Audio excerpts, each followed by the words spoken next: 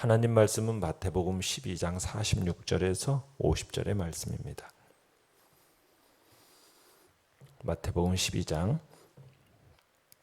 46절에서 50절 우리 한 목소리로 같이 읽겠습니다. 시작.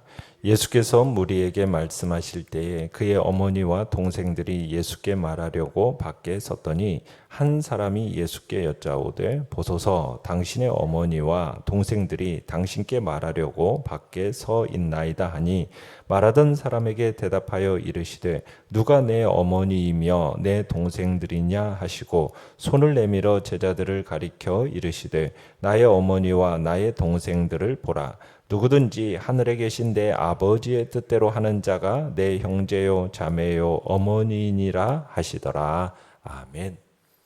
오늘 말씀의 제목은 예수님의 가족이라는 제목으로 말씀을 나눕니다. 우리가 지금 12장 말씀을 이렇게 전체를 한번 살펴보면은 예수님께서 성령으로 귀신을 축출하고 계시는 이 일을 가리켜서 바리새인과 서기관들은 이 사건을 배척하고 모독을 합니다. 그러자 예수님께서 경고를 하시는 거죠. 하나님의 나라를 이 땅에 이루시는 이 성령의 거룩한 역사, 이 역사를 모독하는 것은 용서받지 못할 심각한 죄악이라고 경고하신 겁니다. 이 서기관들과 바리새인들의 약한 태도를 향해서 책망하시면서 하나님을 떠나 배신하고 반역하는 이 악하고 음란한 세대라고 얘기하시면서 독사의 자식들이다. 마귀에게 속한 자들이다. 이렇게 말씀을 하시죠.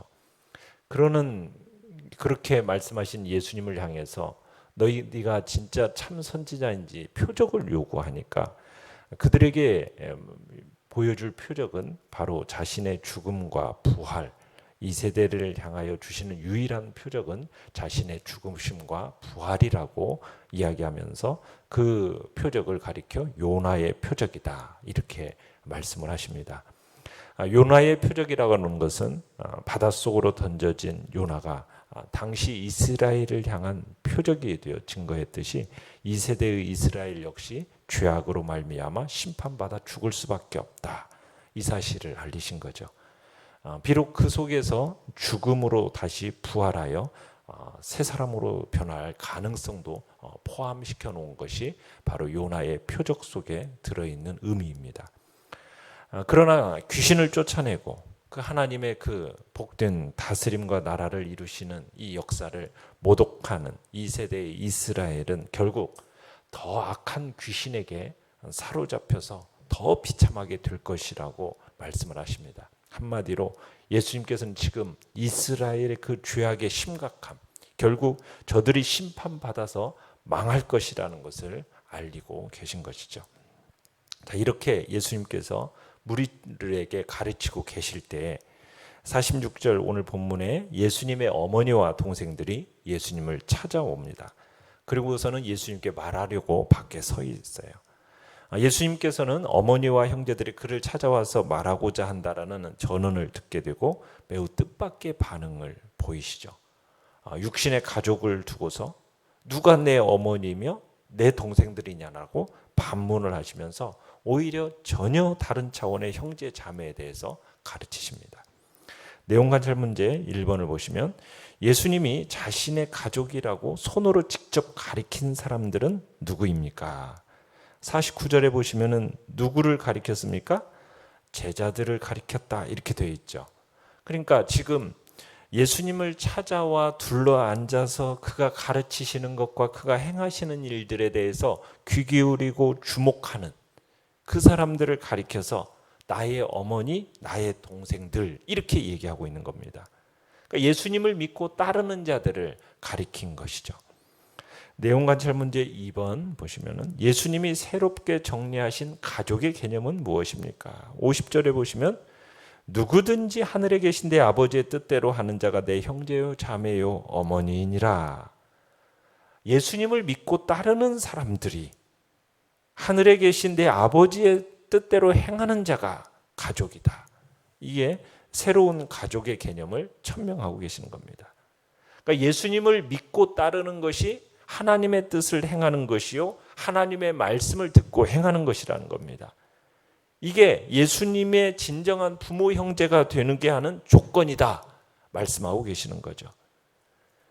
앞에서 육신의 부모와 형제를 두고서 누가 내 부모이며 내 형제인가 반문하시면서 지금 이 조건은 혈연이나 어떤 육적인 조건과는 전혀 상관이 없다 지금 밝히고 계시는 겁니다. 그러니까 예수님께서는 지금 육적 혈연 어떤 근거로 하는 일반적인 가족 관계와는 다른 가족 관계에 대해서 말씀하고 계시는 겁니다. 예수님을 믿고 따르는 것, 그가 가르치시는 하나님의 말씀을 듣고 행하는 것으로, 하나님의 말씀에 순종하여 그 뜻을 행하는 것으로 이루어지는 특별한 가족 관계, 신령한 가족, 그 가족에 대해서 지금 예수님이 말씀하고 계시는 거죠. 영과 묵상 문제 3번입니다. 예수님이 육신의 어머니와 동생들 앞에서 새로운 가족 개념을 말씀하신 이유는 무엇이겠습니까? 마가복음 3장 21절에 가보면은 예수님의 친척들이 예수님이 그 하시는 일에 대해서 듣고서는 예수님이 미쳤다, 정확하게 표현하면 예수님이 제정신이 아니다 라는 이 말을 듣고서는 예수님을 붙들러 나온 일을 적고 있습니다. 그러니까 지금 예수님과 가장 가까운 사람들, 친척뿐 아니라 심지어 가족들조차도 예수님을 믿지 않고 지금 그분의 사역을 만류하려고 했기 때문에 지금 새로운 가족 개념을 분명하게 말씀하고 계시는 거예요. 여기서는 뭐 분명하게 왜 예수님의 어머니와 동생들이 이곳까지 찾아왔는지 이유에 대해서 밝히고 있지 않지만 마가복음 3장 21절에는 분명하게 말씀하고 계시는 거예요. 예수님께서 가르치시고 행하시는 일에 대해서 육적으로 가장 가까운 사람들조차도 제대로 이해하지 못했다라는 거죠. 오히려 예수님의 그 가르침 행하시는 일에 대해서 듣고서는 제정신이 아니다, 그냥 단순하게 만류하려고 하는 것을 지나서 강제로 붙들어 데리고 가서 이 일을 제지하고 중지시키려고 했다라는 겁니다. 어떻게 보면은 뭐 부모 어머니의 입장에서는 그랬을 겁니다. 지금 자기 자식을 위한 애타는 그 심정으로 찾아왔겠죠. 또 형제 정으로 염려하면서 어쨌든 좀 도우려는 마음으로 왔을지도 모릅니다. 그러나 그를 찾아서, 예수님을 찾아서 지금 밖에 서 있는 그 가족, 이 가족과는 다른 가족, 그보다도 더 근본적이고 중요한 그 가족 관계에 대해서 말씀하시는 거죠. 혈연과는 전혀 다른 신령한 관계에 의해서 형성되는 영적 가족, 이 영적 가족에 대해서 가르치시는 겁니다. 그러면서 여기에서 무엇을 지금 또 얘기하고자 하시는 거냐면, 이 세대의 이스라엘이 지금 성령의 능력으로 임하는 지금 하나님의 통치와 나라를 거부하고 모독하지 않습니까? 그러면서 결국에는 잠차 참으로 흉악한 형편에 처하게 될 거라고 말씀을 우리 주님이 하시면서 지금 육적 혈연 관계와 상관없는 가족 관계에 대해서 말씀하고 계시는 거예요. 여기서 말하고는 뜻이 뭐냐? 육적 혈연 관계에 근거한 이스라엘은 어떻게 될 거다? 멸망하게 될 거다 말씀하고 계시는 거예요.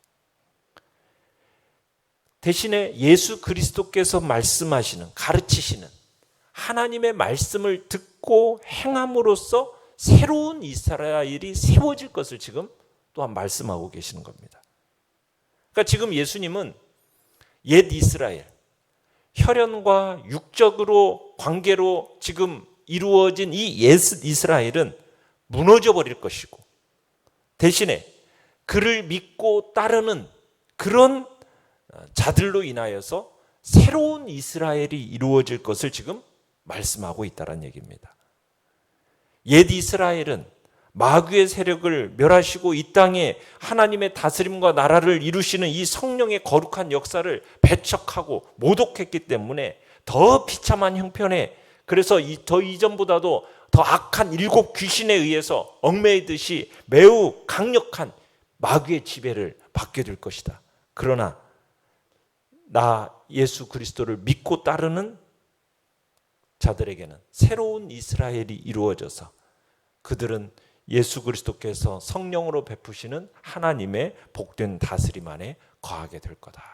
지금 이 말씀을 의미로 지금 이 앞의 내용과 연결되어져서 지금 이 부분에 마태가 기록하고 있는 겁니다. 느낀 점 4번입니다. 제자들이 예수님으로부터 가족이라 칭함을 받았을 때 그 마음이 어떠했을지 생각해 봅시다. 참 약하고 부족한 자신들을 정말 제자로 부르시더니 이제는 예수님이 주님이 자신의 가족이라고 딱 얘기했을 때는 그 마음에 참 감격이 있었을 것입니다. 그렇다고 해서 우리 예수님이 가족, 육적인 그 가족 관계를 완전히 무시했다라는 얘기는 아닙니다. 30세 이전까지는 목수로서 가정을 돌보셨고요. 예수님이 십자가에 달려 돌아가실 때는 고통당하실 그때조차도 요한에게 마리아, 자기 어머니 마리아를 부탁하시는 그런 가족 애를 보이십니다. 그러기에 예수님은 육신의 가족을 배척하셨다 이렇게 생각하면 안 돼요. 그러나 예수님은 무엇을 지금 중요하게 생각하고 계시는 겁니까? 영적인 가족, 신앙 공동체의 중요성, 그리고 주님을 따르는 제자도의 우선순위, 여기를 강조하고 계시는 거죠. 그래서 초대교회 순교자 중에 어떤 한 사람은 이런 식으로 했습니다. 기독교인의 유일한 친척은 바로 기독교인들이다. 이렇게까지 얘기했어요.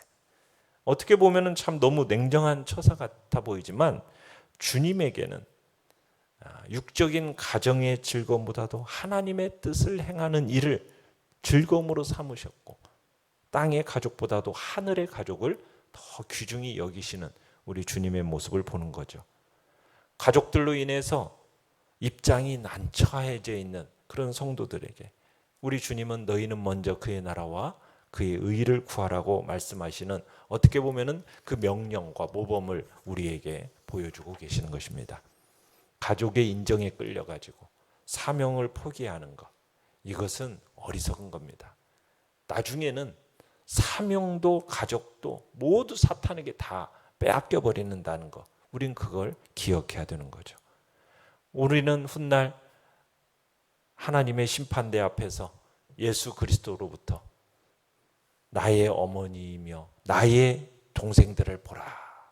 우리를 향하여 이렇게 복된 선고를 받는 우리들이 되어야 할 것입니다.